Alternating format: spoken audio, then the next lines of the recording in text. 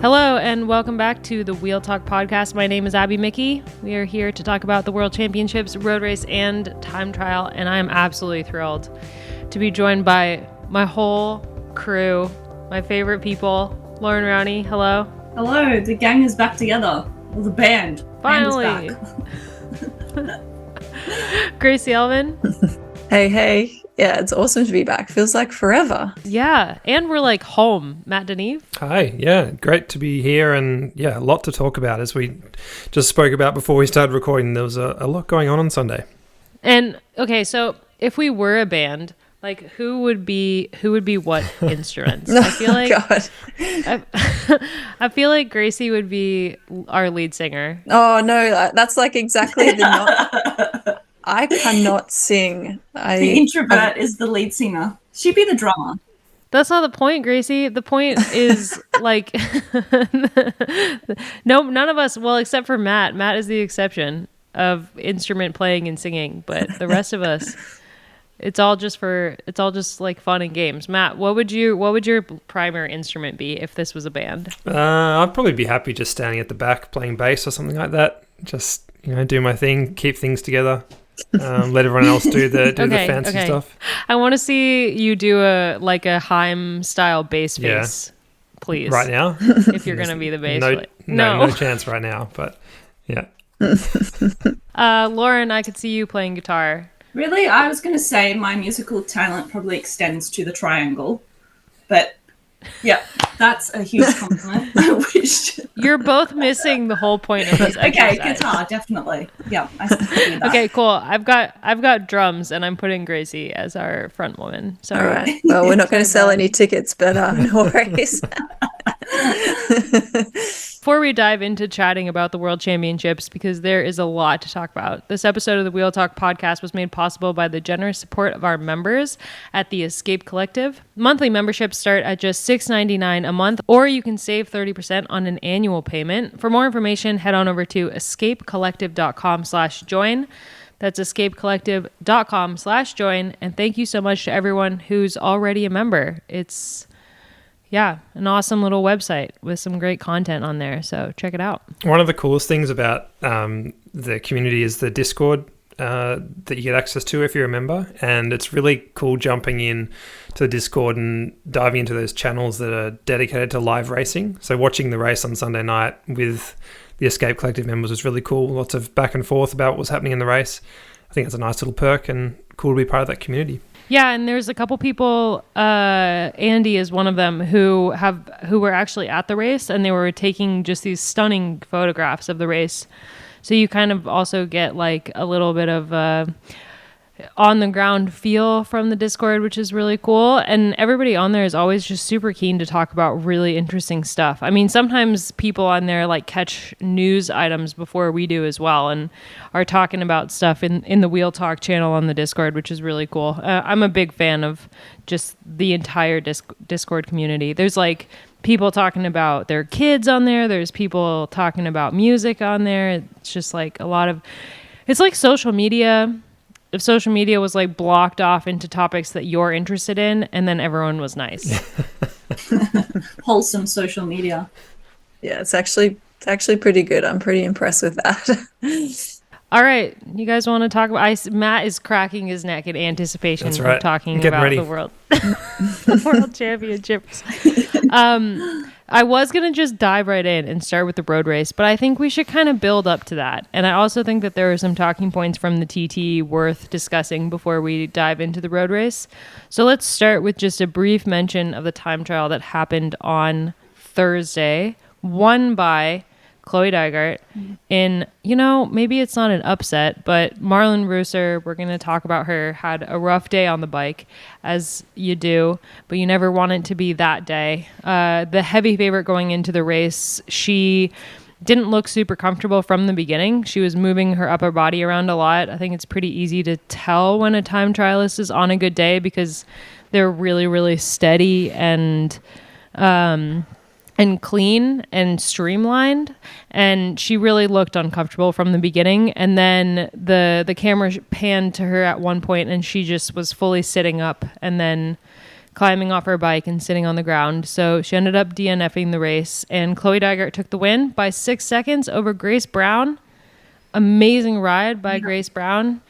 And Christina Schweinberger took third, which is another incredible ride, almost a minute and a half down. So a huge gap from second to third, but pretty close there in the top 2 steps. What do you guys want to start with? Do we start with Reusser, or do we start with the podium? I think you have to start with Reusser. Yeah. So much. Yeah. There's a lot to unpack, but Reusser, I think she said afterwards that she knew she wasn't going to have a good day, and she felt kind of compelled to ride anyway because she felt a sense of responsibility to her team and to her support network and all of that. And I have a lot of respect for her in the way that she conducted herself afterwards, and that she was very honest about how it just wasn't her day and how she just mentally wasn't in a good place, and she didn't try to make excuses. She just owned up to it, and it was very straightforward, and I really liked that. Yeah, I agree. I think it could have been quite disrespectful if she hadn't given a good answer as to why that had happened. But the fact that she brought up some mental health challenges and just, being really burnt out, I think that was really important to set the tone and to, not show disrespect to the other competitors if she wasn't going to win, because otherwise you would expect someone to at least just finish even if they weren't going to have their best day. So the fact that she couldn't even finish at all is telling that she was, struggling quite a lot. So it was also good that she was able to follow up with that honesty. Yeah, and I think the difference between a road race and a time trial is, like we always say, it's a race of truth. You can't hide, but that's interpreted in many ways. Like the TV camera is on you. I think if it was the road race and she'd faded out, people would have been like, oh, Roos is not having a good day. And she could have been having the same mental health struggles in that moment. But it's like to show up to the World Championship time trial where you're the favourite and you're not going to be good was, I don't know how hard that decision would have been on that morning, because it's just, you can hide in a road race and yes, you get dropped, like I said, and people will notice it, but then the race goes on. But it was just so obvious in the camera and the attention on her. And I really was like quite emotional in that moment, because I was just thinking to myself just what would have been going through her head, and the sheer disappointment. So, she's always so honest and upfront, and I really appreciate that when athletes can share that backside of the story. And it was just difficult to watch. You know what's really interesting about this versus like if it was in the men's side is I feel like in the women's side, she was honest about where she was at mentally, and we all applaud her for that and think it's amazing. I think on the men's side, there would be a lot of backlash if somebody did that. Yeah, maybe. I think we're in a good era that it wouldn't maybe have been received that bad in the men's, but I do agree that it might have been a bit different depending on the gender. But I don't think I've ever seen someone step off for that reason in a time trial at a big event. Like, it's like you said, Loren, it's easy to step out on a road race. Not easy, but like, I don't know, like that focus is intense. So it's just like, I was surprised to see her literally step off the bike in the middle of the time trial. Like again, it can only tell us that, that would have been a really hard thing to do in itself. And yeah, I just hope that she's got some good support. Like, no doubt that SD Works and maybe her federation as well, like, I have some good support around her, but I still feel like that's a big area that's still lacking. Like, we've come a long way with sports psychology and mental health care in sport, but it's like, I don't know, it's still hit and miss depending on the team. Mm-hmm. Or the federation. Yeah, I do wonder about SD Works, honestly, because I think that they're such a well-oiled machine, and they're so Dutch. Like, I don't know. I wonder if they actually will handle this well or not. I think her being one of their top riders might make a difference, but that's not fair, because it's not only the top riders that struggle with this kind of stuff. So I'm curious how they will receive this. They're very like robotic, and it was interesting to me to see Reusser like continue to be kind of the most human of the lot. Like her sitting on the side of the road in that stupid Swerks helmet, like with the so dumb, that helmet, like that memeable moment, but it was also just like, it was just gut wrenching to see. I saw somebody right on one of the other pros said on Twitter, "Oh, Reusser's doing exactly what all of us have wanted to do at one point during a time trial." Just like, yeah, but I like in the moment everyone thought, "Oh, she must have a mechanical, like there must be something wrong," but no, I think in her body language, like Gracie said as well,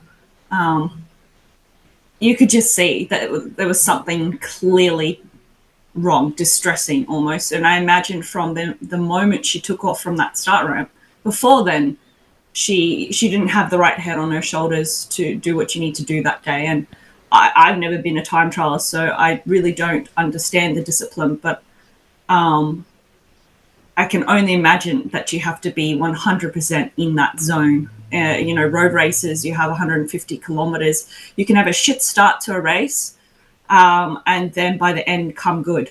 But you just can't do that in a time trial. We'll talk about how she bounced back in just a minute. I also want to talk about the podium, obviously, because, well, Matt, you spoke with Grace Brown about how this was a huge target for her this season. Yeah, well, she was silver last year in Wollongong in front of a home crowd, and she was obviously targeting gold this time around and didn't quite get there. But I think she'll look back, if she hasn't already, and be very proud of this result because, yeah, silver at Worlds is a fantastic ride and only 6 seconds off gold. And, I don't know what else to say about it other than she did an awesome job, set herself a target, did a great ride, and I think she can be really, really proud of that. And, I mean, I think it was always going to be difficult for her to beat Reusser, to be honest, but I think... yeah, coming home with a silver medal is a fantastic result for her. I think 6 seconds hurts more than 12 seconds for the same silver medal. And she said that. She was quite honest. She was like, yeah, of course I'm really happy, but that 6 seconds haunts me. So, like I've heard other people say, like if you can find time, that other person could have found time too. And she definitely got beat fair and square by Dygert. So it's nice to see two riders give their best, ride different races and still have a very similar finishing time. And plus Dygert was a bit sick, so that's also interesting too. So I don't know. I think Grace, maybe she could have found a few extra seconds, but ultimately you make those decisions out there and you do what you think you can do. And she did that, and she had a great day. And she may be capable of winning the world title, but I don't think she's got that many years left in the sport. So it would have been frustrating and it would have been so nice. But yeah, ultimately she didn't do anything wrong and she had an awesome day. It was silver. Yeah, Dygert had an incredible ride, especially considering that she had the team released a statement before the race that she had a respiratory infection that sounded a lot like they were making excuses before the race even started, but then they didn't need them because she really just, from the beginning, she set the fastest time and nobody could really come close until Grace went off. And yeah, had Reusser been on her normal form, we'd probably be having a really different conversation. But Chloe Dygert to win the World Championship jersey after everything she's been through, I was surprised she wasn't. Well, I mean, I guess I wasn't surprised knowing Dygert, but like if it had been any other rider to have been through everything she's been through since she won in 2019 in Yorkshire, to like have her crash in 2020, have Epstein-Barr, like the failure that was, well, failure like in quotes for her, the Olympics in 2021, to kind of come back and be able to take that title this year, even while she's sick, is pretty remarkable. I think like she was very subdued in the interviews, but I hope that she was screaming a little bit on the inside because it was such an incredible. It's such an incredible story, the entire thing, if you look at it as a whole. Yeah, and it really caps off her season, doesn't it? It's been a really impressive year for her on the road, and she's done some stuff that she hadn't before and really established herself kind of as a sprinter, weirdly, but as we've discussed in the past, a sprinter who's much more than a sprinter. And that's a great result for her and sets her up nicely for, well, I guess the back half of this season, but also going forward. Yeah, and I guess when we look towards the Olympics, which is a year away, where she'll be targeting both the track and the road again, she's proven here at the Super Worlds that she was able to combine both. So I think if she stays healthy, she stays on track, she doesn't overdo it, she will be the one to beat in 2024. Oh God, the season's almost over, which means the Olympic year will begin soon. I'm not ready. I'm not ready for it. Finally, we got to talk about Christina Schweinberger, because what an incredible ride by her. I mean, she tops it in the road race, arguably, but a podium in the TT is really incredible from a rider that I don't think many people knew her name before this race. Yeah, amazing. Definitely anyone that put money on her would have made a good return that day. But she was kind of coming good in the women's tour, but still someone that we weren't talking about that much. So yeah, out of the blue almost. So I think I need to go back and see some of her results this year and see where she's been hiding. But yeah, it's cool. Like, I think too, no disrespect to her, but there was plenty of riders that had bad day as well in the time trial. But like 1.5 minutes behind, that's actually quite a good loss, really, a good comparative ride to someone like Dygert or whoever was going to win on the day. So it seems like a lot, but when you break it down per kilometer, it's actually not that much, and it's incredible. So someone that we might be talking more about. Yeah, it was a pretty long time trial for a lot of riders. Like for the Dutch, it wasn't that long. Demi pointed out that the national championship time trial for them this year was actually longer, but for some riders, it was a pretty long time trial. That would have, unless you specifically trained for that, it would have hurt. Well, it would have hurt anyway. I said finally, but I should have said before. Yeah.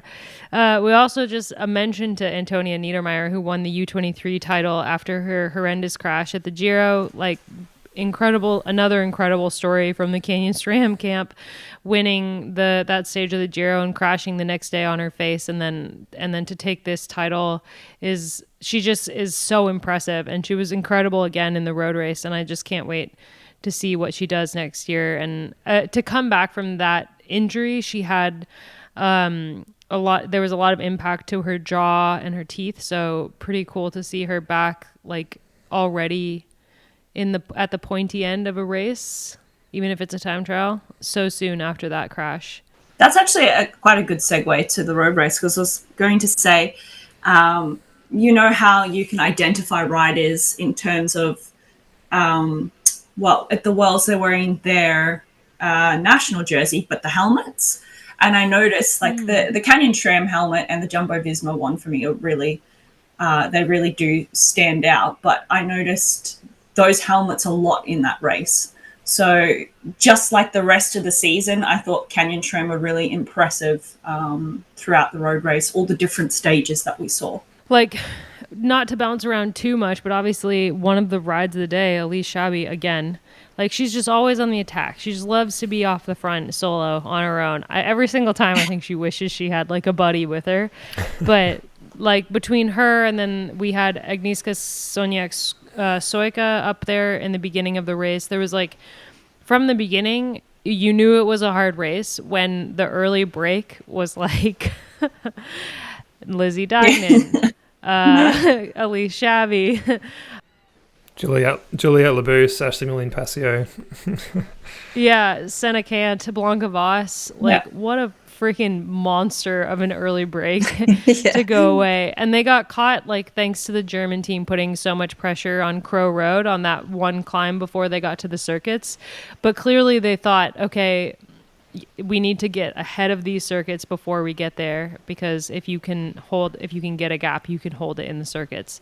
And it didn't work out, but it was still pretty cool to see riders like that kind of going for it early on. I thought it was a brilliant tactic, and I was like, oh, we're going to see a repeat of some of the races before. You've got some really good names that maybe people haven't necessarily picked as the winners, but someone like Deignan, who can go really long because she's been doing this for 16 years or something now.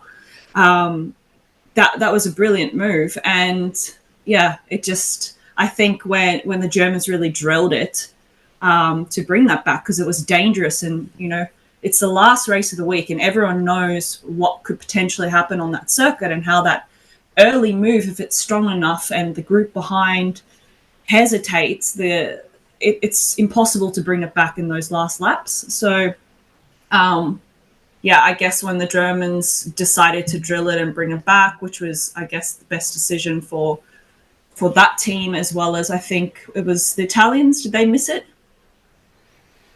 Mm-hmm. Italians and Australians missed it. And the Australians, and that part of the race is what determined the rest of the race for a lot of people. If you had mechanicals in that moment, I think Alex Manley got caught out, I think somewhere around Crow Road, and that was it. It's kind of game over from that point for a lot of people. Yeah, there was a huge split thanks to that pressure put on by the German team. And it was such a brilliant moment of the race for the Germans to use their strongest, their asset is climbing at the moment. They have such strong climbers on the team. So to use Crow Road as their spot to both put pressure on the peloton, but also close the gap to that group that was out front, it was, really smart. There were so many riders that got caught out. Like Voss got caught out at that point. Corinne Lebecki was out. Oh yeah, so we're gonna talk about Worlds, but I feel like since I just mentioned Corinne, EF is slowly trickling out their roster for next year as they're a brand new team, and Corinne to EF is that's a move. Yeah, going home to an American team. Yeah, I'm excited about it. I'm excited for her. It makes sense, actually. If she wants to step back into more of a leadership role, like when she first went to whatever DSM used to be called. I can't even remember now. Sunweb. Was it Sunweb when she went to it? Yeah. Yeah.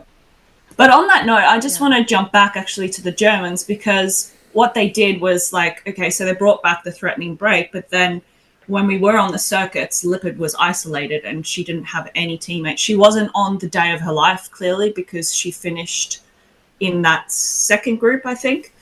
The big group that came in. I'm not sure if she was in that group. But, then she had no teammates. And we saw how important it was definitely in the women's race to have the numbers. And because Kopecky is just... We'll have to talk at length about her. Just so phenomenal. She had one teammate who had a fantastic day and just did so much work. I was super impressed with Justine Herica, I think you pronounce it. Yeah. But if you didn't have teammates there, it was kind of a gamble of what you could go with and what you could shut down. And I mean, Kopecky was just on it the whole time.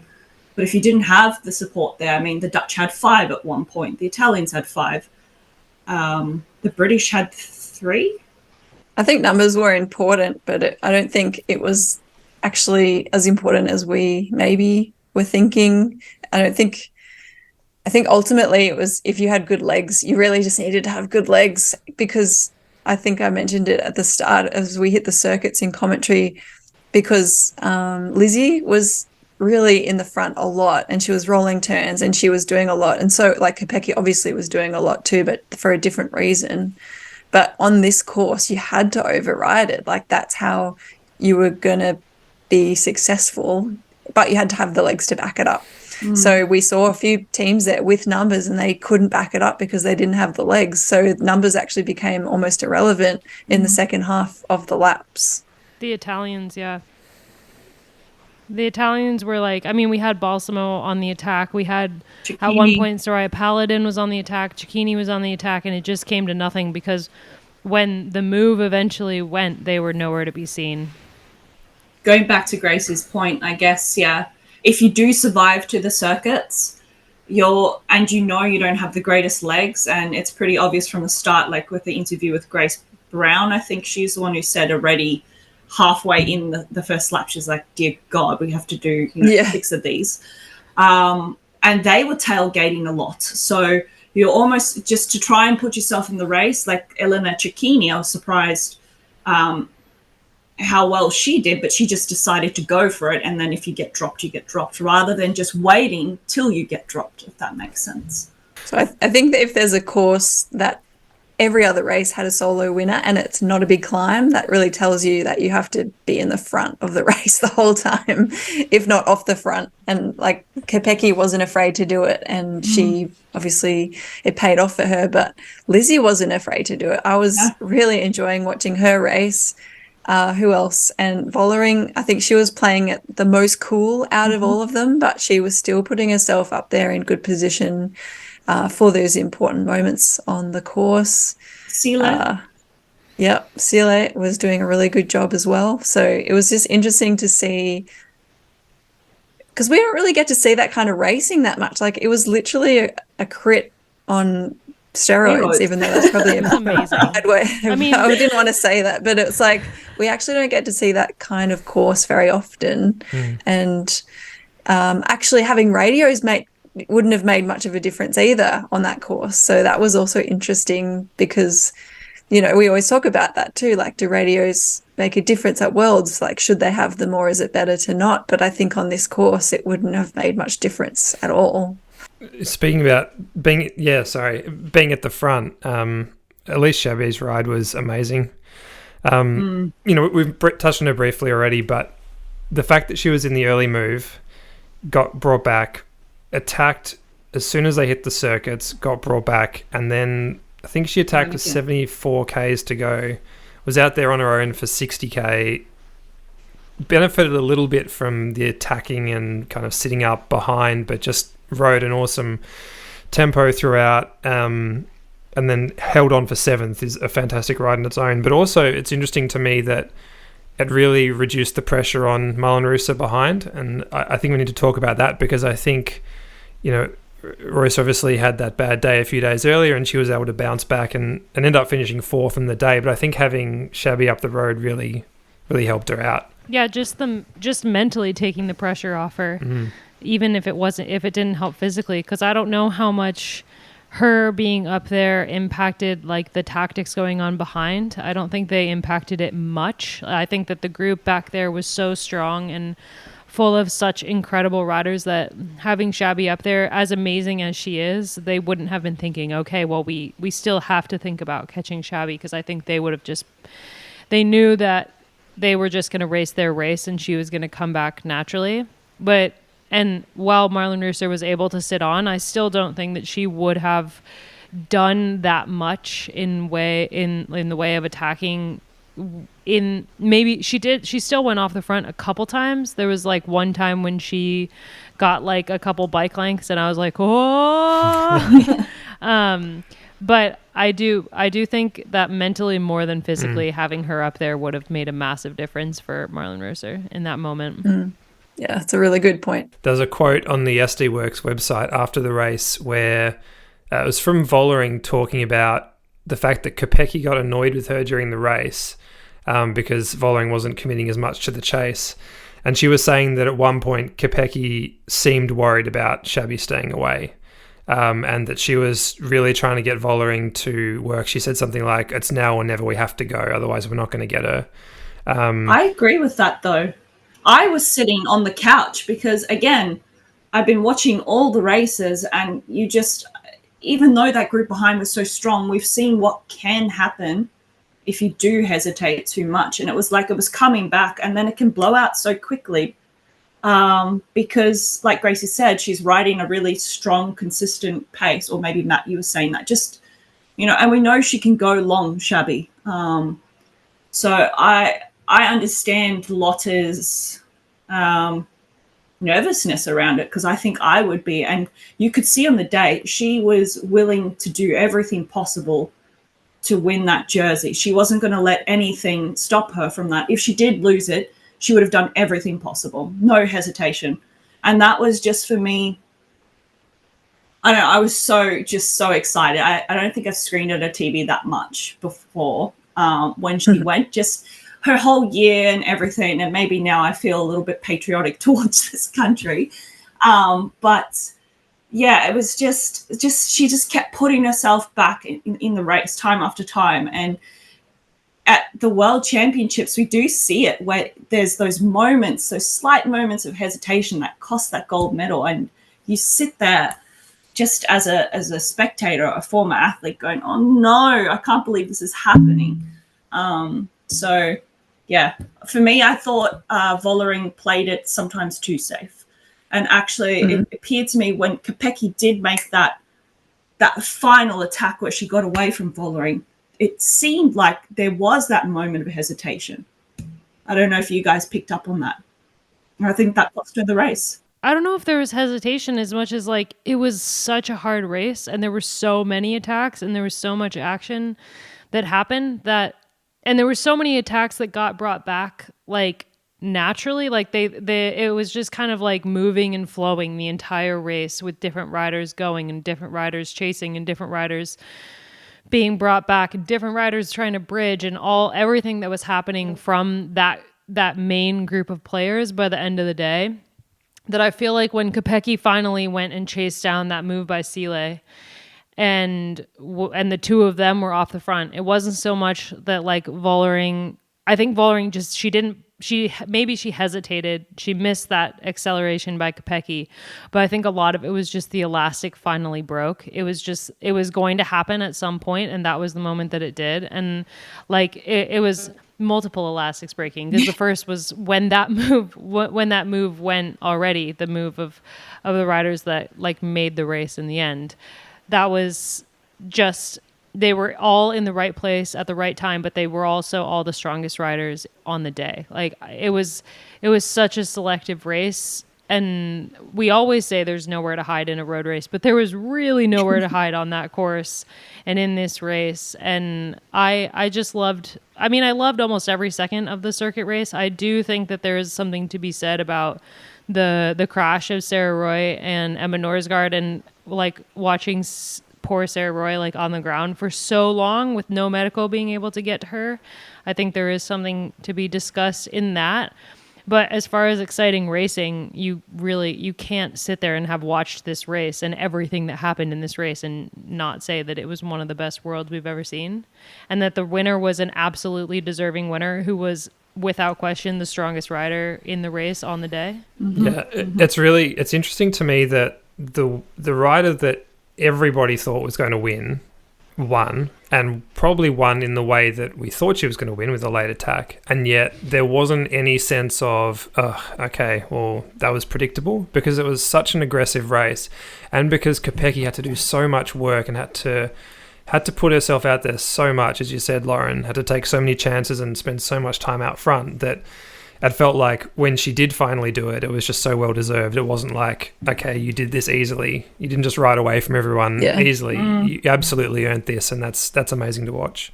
Yeah. And like for the most part, actually all the major countries didn't ride defensively either. They all made it hard for her. Like they just didn't have the legs, and some riders we were expecting more of, but overall, like, they made it bloody hard for her. It was really cool. They didn't hand it to her on a platter, that's for sure. No, and there was more than one time that she was like, come on. Like, she did that probably 3 or 4 times. Like, work with me. And everyone was like, no. Nope. We're just going to ride away the next time we go up that Montrose Street. Hell no. Yeah. And mean, maybe Demi wasn't super of that group. Like perhaps Demi was the most kind of boring rider to watch on the day, or the most conservative rider. But like Annemiek was in there, and she was throwing attacks and getting bike changes and chasing back on, and she was super exciting to watch. Like the Dutch in general were still really aggressive, especially like we had Rihanna Marcus attacking. Like we had Shirin Van Anrooy was like kind of did a really great lead out into the base of one of the climbs that wasn't super steep, one of the climbs like in the park. She did a really great lead out into there so that Annemiek could attack, which eventually spurred the race winning move. So the whole Dutch team did a really good job. It was just, Kopecky was just stronger than Vollering on the day. And also I think like Vollering coming into this race, like no one was going to let her win. After she just completely destroyed the tour, she had the most... Kopecky was the favorite to win, but Vollering had more eyes on her, more people holding on to the back of her figuratively holding onto the back of her bike, trying to hold her back from winning. And we saw that a ton in kind of the mixing up of the race in the final laps with riders attacking. We had Lizzie Deignan with an incredible attack, and she had Schweinberger with her. And then Rooser was bridging to that, and Seeley was bridging to that. And it was like, and Demi was the one who was kind of just trying to fuse it all together. And I feel like Demi's strongest moment of the entire race is when she brought that whole group back together and then immediately attacked. But it just wasn't on Scott Street, so it was like, it wasn't on Montrose, it was on the other really steep street. And it was such a great moment of, like, we talk about like textbook moments in a race. That's what you want to do if you're dropped and you are doing all the work to bring it back. You want to hit the group before you you want to attack before you've made contact with the group out ahead, because you're going faster. And she did that, and it was perfect. But Kopecky was just too good. Kopecky knew exactly what she was going to do, and she latched onto her right away. And I mean, I guess one of the most surprising things for me for the entire race is that it took so long for Kopecky to be able to go. And it took and everybody was so determined to make it hard for her. I mean, like, Deignan, what a day she had. Incredible. 10 months after having a baby, finishing 6th at Worlds, but not only finishing 6th at Worlds, it's not like she rode in for 6th. Like, there was at least 3 moments in the race where I was like, holy shit, she can Lizzie win. Deignan is going to take her second Worlds title right now. Yeah. I was like, Gracie was crazy for this choice. Now she is not so crazy. Called it. Nah, she was brilliant.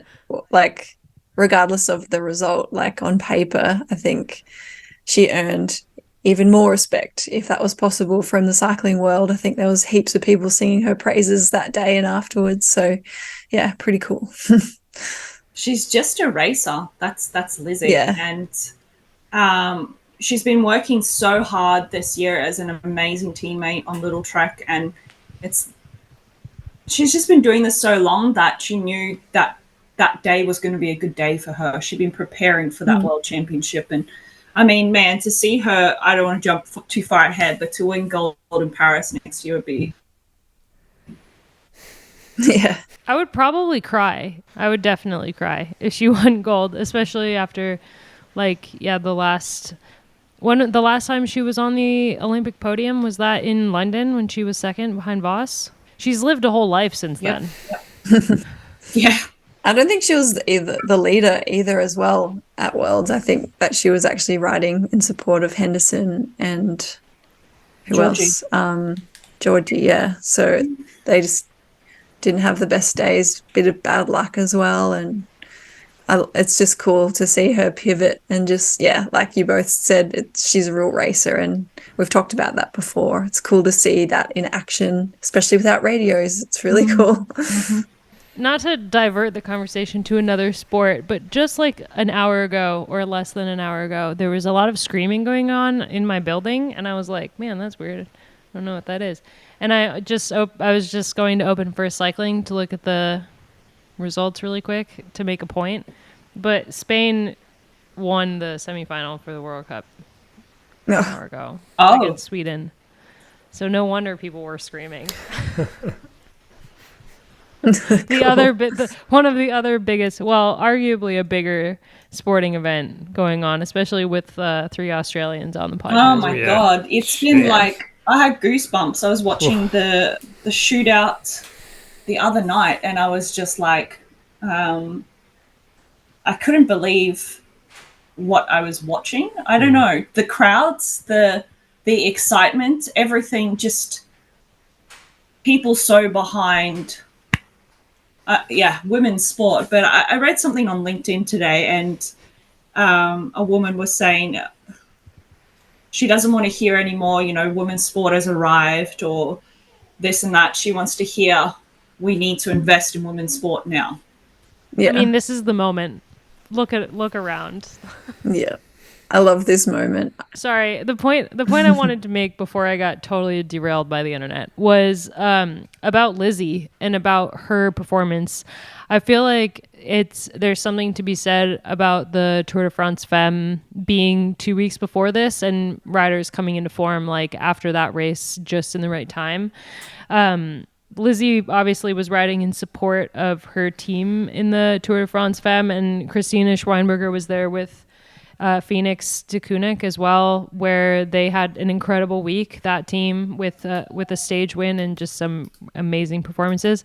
So I feel like, yeah, the two of them may have been two of the riders that benefited from that load, and then having 2 weeks to kind of bounce back from that and have an incredible day. I think Grace Brown as well, like she was good, okay, in the Tour de France. Like she had a good time trial, but she wasn't impressive. She wasn't a name until the time trial that you were really going, oh, wow, like this rider's been really impactful in this race. And then she was flying at Worlds. And then you had the opposite with some riders who were flying. And we did speak about this in the preview, how it would impact some people, because even Demi said herself, since winning the Tour de France, it's been really hard to gather the motivation for this championships. So to walk away with a silver was pretty impressive. Just on Vollering, the finish is worth talking about. Her catching Sile just before the line. Yeah. Just brutal finish for Sile. But I thought that was quite impressive from Vollering, given how badly she was cramping up with like 8Ks to go. And I wonder if that was part of her, we're talking before about her hesitating a little bit to follow Kopecky. I wonder if that was part of it. But the fact she was able to actually, put in that late surge to catch Sile was actually quite impressive, given how bad she looked with 8Ks to go. Her and Royce are like chasing down poor Sile, like out there in no man's land after being dropped by Kopecky on Scott Street. And I was just like, please, Sile, like, just ride your heart out, girl. We need it to not be an SD Works 1, 2, 3. Yep. A shout out to Sile as well. So her last 3 Worlds, she's now finished 8th, 5th and 3rd, which is pretty damn impressive.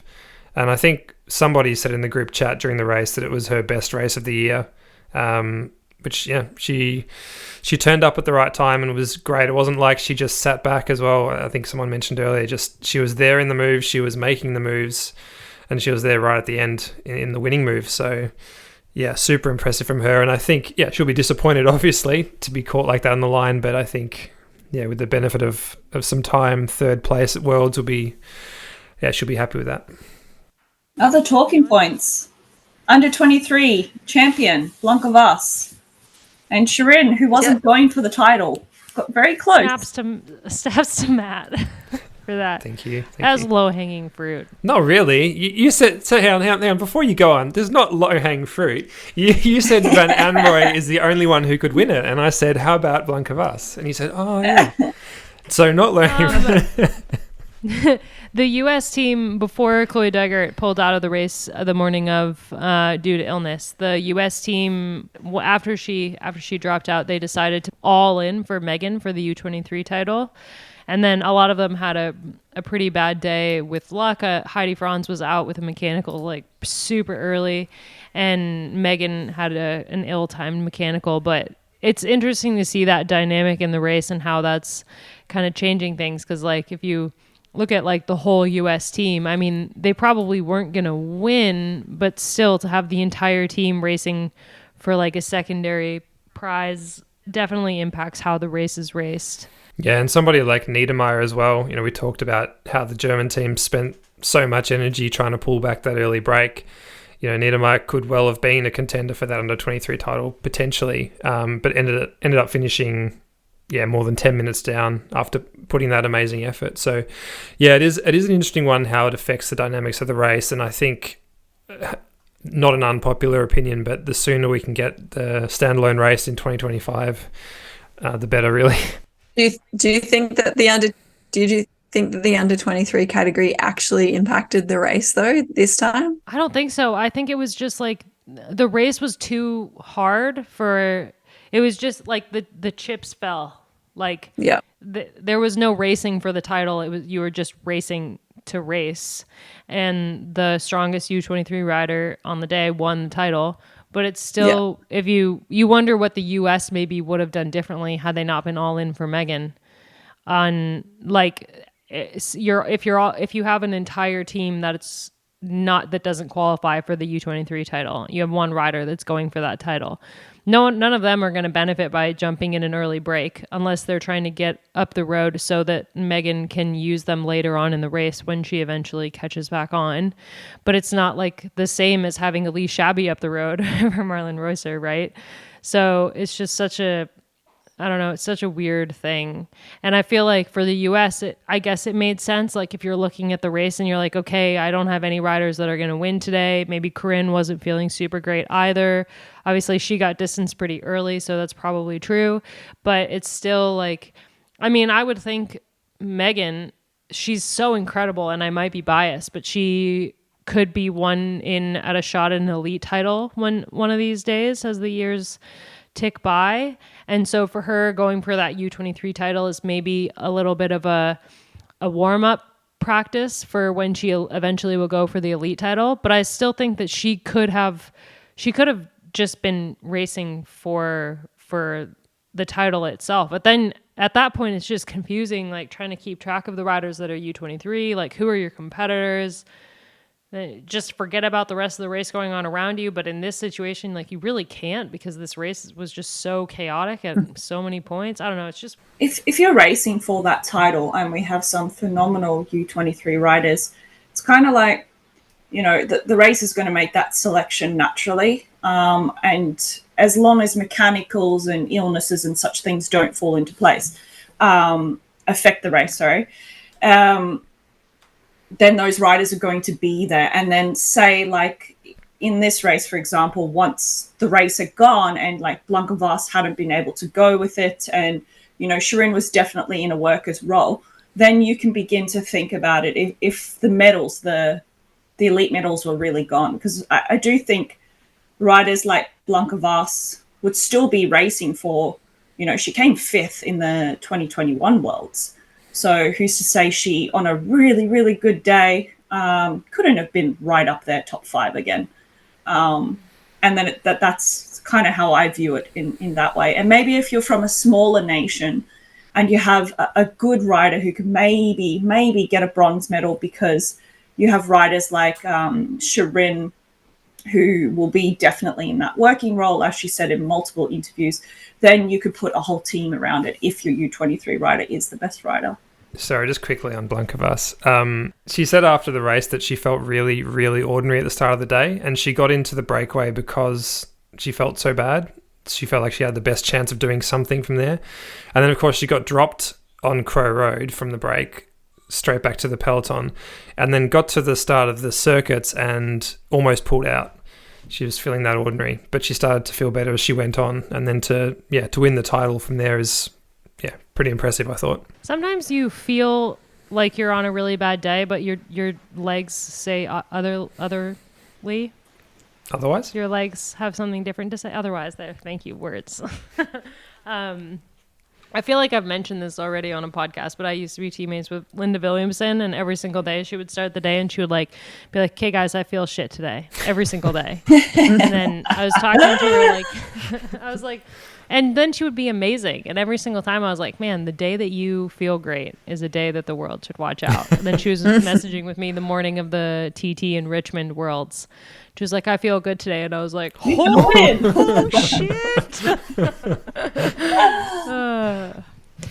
But yeah, I mean, it's funny how that works. I feel like this is a race where this would be such a rough race to feel bad in, but still, like, even if, like, to play that mental game of like, okay, I feel bad, but if you're still holding on, like, you still feel bad even though your legs are doing the work for you. You're still just like suffering so much. But I think it's safe to say, like, Kopecky felt good and continued to feel good. She was just on fire. The last Belgian winner of the World Championships was Nicole Vandenbroek in 1973. I like that. Years. Yep. Yeah, I like that she, that little fact, that little statistic, because Belgium's such a massive country for cycling, and I guess we didn't talk about this because we haven't had like a big Tour de France wrap-up pod, but after the tour, there's a lot to be said about the Lotte Kopecky effect in Belgium and the massive amount of junior women signing up for cycling at the moment because she is doing what she's doing, and people are watching her be this one of the best riders in the world, and she's forcing like this resurgence of women's cycling in Belgium, or a surgence of women's cycling, I don't know. And it's really cool to see. And I think about that, and I think about all of those junior riders that very cute. 10 out of 10, 13 out of 10 cuteness. Stop distracting us, Gracie, with your chat. No, but Abby, on that note, I've been coming to Belgium now since 2017, and honestly, like, I remember that year when Gracie won silver. She got second at the Ronde van Vlaanderen, and I was desperately. I was driving somewhere at the end of the race, and they were live broadcasting the men's race, and they didn't even mention the results of the women's race on the radio. It was just nothing. Like, women's cycling, and Jolien was doing really well at that time. She was one of the top riders in the world as well. And I was like, she's a Belgian female racing at the highest level. And now it's like, honestly, Kopecky is a household name. When I went to the workspace yesterday, we've got a little cycling group chat now, and one of the guys said, after Kopecky's win yesterday, I'm motivated to ride a bit more. So cool. And they were talking to me about the race and everything, and these are people who don't follow cycling. They're hobby cyclists. So a lot of recreational cyclists in Belgium, don't necessarily follow the sport. They aren't diehards. Everyone watches the Ronde and parts of the Tour de France, but it's just been really cool to see, and you can just see it in the depth of talent now with some of the young Belgian riders. And we spoke about this, I think, many months ago, even last year with Jolien, how it's just exciting to see more Belgian names, because 10 years ago I didn't really notice the Belgians. Yeah, pretty incredible. Imagine if Wout had won the men's race. The whole country would have just burned to the ground. He's never going to win it. I'm calling it now. He won't win the World Championships. I just have this. Wow. My partner and I just feel like it's just this one race that will always elude him. And then he'll be like Valverde and maybe win it at 40 if he continues to that. Wow. Sorry, Walt. I know you don't listen to the podcast, but in a way, Kopecky winning where Wout can't is pretty, like, yeah, ha ha ha. Wout is the Lotte Kopecky of the women's peloton, of the men's peloton. yeah. I like that. Yeah. He couldn't get second at the Tour de France. Wout wishes he was the Lotte Kopecky. It's true. Yeah. She's just going to be a great world champion as well. Just, I think, for all the reasons we've mentioned, but just there's something cool about seeing her in rainbows. And the Spring Classics next year, I'm already really excited for that, and seeing her line up at Flanders in rainbows. That's going to be awesome. Oh, imagine being a Belgian in the rainbow jersey at Flanders. Yeah. That is amazing. I'm going to be out there. I will be out there with my newborn baby on my chest. And I've got a little tiny, I'll show you, well, after the call. I've got like a little World Champions jersey. And honestly, you can ask Hannes, I've been waiting for her to become world champion just so I can, give Harry, put it on Harry and go, Lotte, please sign it and take this photo because I'm going to put it in his room and he's going to idolize you. I almost got sucked into the UCI marketing when we were in Glasgow walking around, because there was all these tiny little world champ jerseys. And I was like, oh man, I really want to get one for Lila. And then during the men's race, I was like, oh, I might have to get one for Lila. Yeah. And then I was like, okay, well, it's fine. Maybe I'll just get one for Lila anyway. But they also had these like Highland cow hats with little like rainbow. Did you get a Highland cow? Did you get one of those? I almost did. I think it might be a lifelong regret that I didn't get one, but I was with Tom's at the time and he was like, no, you cannot buy that hat. And I was like, but Anyway, yeah, I agree. Such a worthy winner, and I really can't wait to see how she wears the jersey because I think she's going to do us proud as the world champion for the next year. Should we wrap this podcast up with a little bit of what we're obsessed with this week? Really quick? Yeah, we're all obsessed with Lotta Kopecky. Actually, I'll do this. I listen to a podcast where they do this Vibe and Unsubscribed, which is quite similar to this in a way. But like, this is not educational or insightful or anything like that. And I think Gracie knows it. I've gotten into Gossip Girl again because I've had a lot of time. I've had a lot of time on my hands. And I'm vibing Gossip Girl. And I feel like I've just finished. No, I feel like I'm back at university. Amazing. It's so good. So that's it my is vibe. nice how those shows, they kind of bring you back to a time when life was a little bit simpler. Yep. I like Gilmore Girls for this reason. Every time I watch it, I'm like, Gilmore Girls is the best. Yeah. It doesn't age well, but it's still amazing. Yeah. None of them age that well. No. Some of them do, which is surprising, but most of them don't. Veronica Mars was another one that was just, man, I love Veronica I used to love Veronica Mars. Oh, such a good one. I watched the whole first season of Sex and the City on the plane back from Europe. That was good. That's good. When would that have been? That'd be almost 30 years old, 25 years old? Be late 90s, right? Old. Yeah. Yeah. That's a long flight. Yeah. Because that was pre 8 episode seasons that we have now. Such a cop out. Anyway, I can go next unless you guys have a good one. Well, I've just been in Scotland for the World Championships, and although the second half of my trip got derailed, the first half of my trip I had a really great time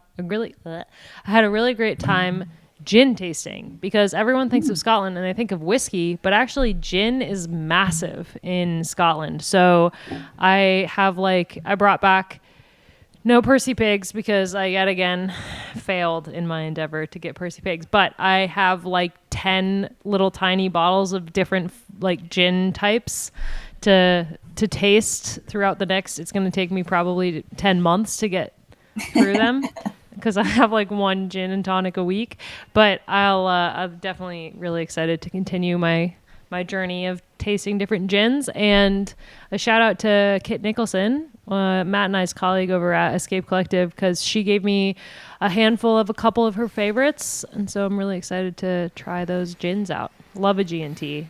Is Kit Scottish? Best. Yeah. Yes. Kit is a Scottish name, right?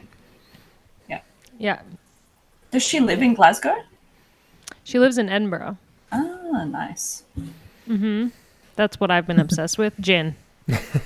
I don't have anything quite that exciting, but more of a philosophical one for me today. I've been having this feeling a bit lately the days, weeks and months are kind of blurring into each other a little bit, notwithstanding, going to the tour and the amazing time that was. But just feeling a bit like life is getting a bit samey or something, and just feeling a bit like I'm trying to lean more into doing things out of the ordinary, things that stand out. And the tour was a good reminder of that, to take the opportunities that come your way and do things that are interesting, exciting, out of the norm, that you'll look back on and remember, rather than the time just flying by. And we've got a little family holiday coming up next week for just a week, up going to the beach and trying to get into doing some more camping as the weather gets better, and just things like that. And just a reminder to myself that even though time does seem to fly by and a lot of the days often are quite the same, it's in my control to be able to create good memories and do things that are different and make things stand out. So I've been thinking about that a lot lately, and trying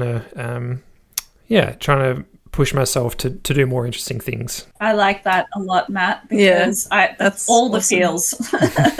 Yeah. I think as well, having small children, I don't know how old Luca is. Is he around Harry's age? Yeah, too? Almost two next month. Yep. Yeah. So you do. And actually, at the moment, it's weird. I kind of miss the routine we had, and I think I used to complain about it. And the thing I love about my job is quite often I get to take off to different countries in Europe for work.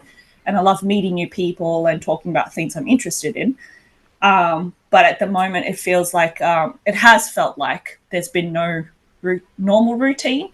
And I realize how much I crave that. But at the same time, I also miss doing things like the spontaneity of life. And when you have a small child, you can't be as spontaneous. And some people might disagree with me, but at least when you're working a normal 9-to-5 job, it becomes a little more difficult. So yeah, I think that's really good. Something I would love to do actually is bikepacking with Harry in the future. I think so good. That and yeah, just being outdoors and camping and things to look forward to. Gracie, you're up. Well, I'm going to say the thing that I've refrained from saying this whole time, but I've been away for a long time, so now I can say it. I'm obsessed with my cat.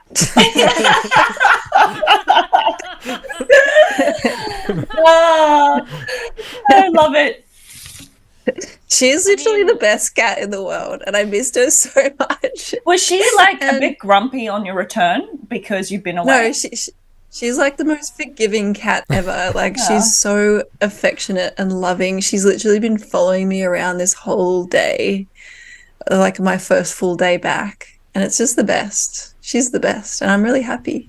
Aww. It's so good. Can I trade you my baby for your cat? Because when I got back from being gone for the Tour de France Femme, I was like, oh, Lila's going to be so excited to see me. Every time she sees Tom, she's so excited.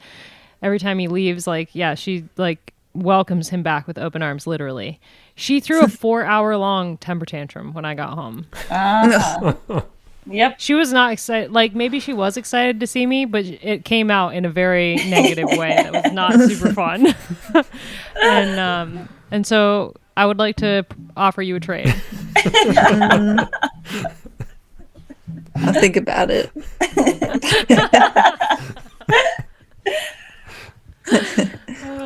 I'll send you a video of her eating ice cream yesterday, and it'll change your mind because it's very cute. Aww. I'll send you a photo of Billy just sleeping really cute, and that'll also change your mind.